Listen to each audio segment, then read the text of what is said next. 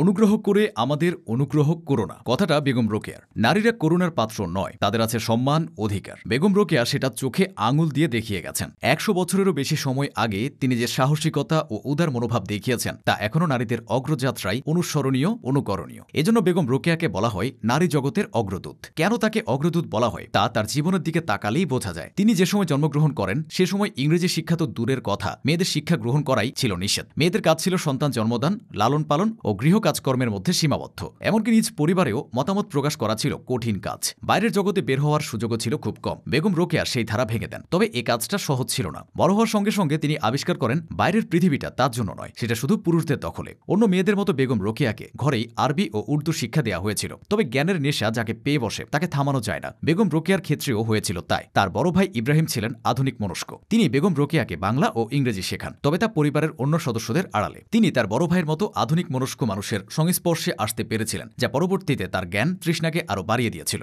শিক্ষার জন্য এমন ধ্যান ছিল বলেই তিনি নিজে জাগতে পেরেছেন, হতে পেরেছেন নারী জাগরণের অগ্রদূত। বেগম রোকেয়ার পুরো নাম রোকেয়া সাখাওয়াত হোসেন। তিনি 1880 সালের 9 ডিসেম্বর রংপুরের পায়রাবন্দে জমিদার পরিবারে জন্মগ্রহণ করেন। তিনি রোকেয়া খাতুন, রোকেয়া সাখাওয়াত হোসেন, মিসেস আর.এস. হোসেন নামেও পরিচিত ছিলেন। আনুমানিক 18 বছর বয়সে বিহারের অন্তর্গত ভাগলপুরের সৈয়দ সাখাওয়াত হোসেনের সঙ্গে বিয়ে হয়েছিল বেগম রোকেয়ার। সাখাওয়াত হোসেন ছিলেন পেশায় ডেপুটি ম্যাজিস্ট্রেট। 19বিংশ শতাব্দীর শেষার্ধে যখন রোকেয়ার জন্ম, সে সময়টা ছিল ভারতীয় মুসলিম সমাজের জন্য এক চরম সংকটময় ও অন্ধকারাচ্ছন্ন সময়। ইংরেজ সরকার কর্তৃক চিরস্থায়ী বন্দোবস্ত আইন, লাখেরাত সম্পত্তি বাজেয়াপ্তকরণ আইন এবং অন্যান্য পদক্ষেপ মুসলমানদের আর্থসামাজিক অবস্থার উপর ছিল মারাত্মক আঘাতস্বরূপ। সবচেয়ে বেশি ক্ষতিগ্রস্ত হয় মুসলমানদের শিক্ষা ব্যবস্থা, কারণ এটা ছিল লাখেরাত সম্পত্তির উপর নির্ভরশীল। প্রকৃত শিক্ষার অভাবে মুসলমান সমাজ ধর্মের নামে নানাবিধ অধর্ম ও কুসংস্কারের বেড়াজালে আচ্ছন্ন হয়ে পড়ে। এর ফলে ইসলামের মূল আদর্শ তথা ভ্রাতৃত্বের নীতি থেকে ভারতীয় মুসলিম, বিশেষত বাঙালি মুসলিম সমাজ তখন অনেক দূরে সরে যায়। বেগম রোকেয়া একজন নারী হয়ে সেসব নিয়ে সোচ্চার হয়েছিলেন। তার স্বামী সাখাওয়াত হোসেন ছিলেন একজন মুক্তমনা মানুষ। তিনি শুধু তার স্ত্রীকে সাহিত্য চর্চার উদার পরিবেশ সৃষ্টি করেই